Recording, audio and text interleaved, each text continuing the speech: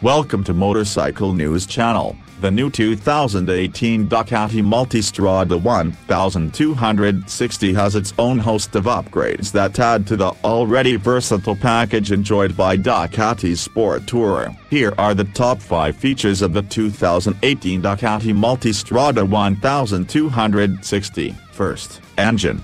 Ducati brought the 1262cc engine over to the new Multi for its extra low RPM torque. This gives a claimed 95.5 pounds-to-feet of max torque at 7,500 revolutions per minute, 85% of which Ducati says is available under 3,500 revolutions per minute. Second, adjustability. From its semi-active Ducati Skyhook suspension, to its selectable ride modes, which alter the universe as selected, to its 3 positions of seat height. You can tune the Multistrada 1260 to be nearly any type of motorcycle you want it to be. Number 3, quick shifter. Sport touring with an emphasis on sport. When riding the Multi at full power with the suspension firmed up, DQS makes the experience even more enjoyable as you bang through gears while the big twin screams for more. Number 4, longer wheelbase. The 2018 Multistrada 1260 is now 2.2 inches longer than its predecessor,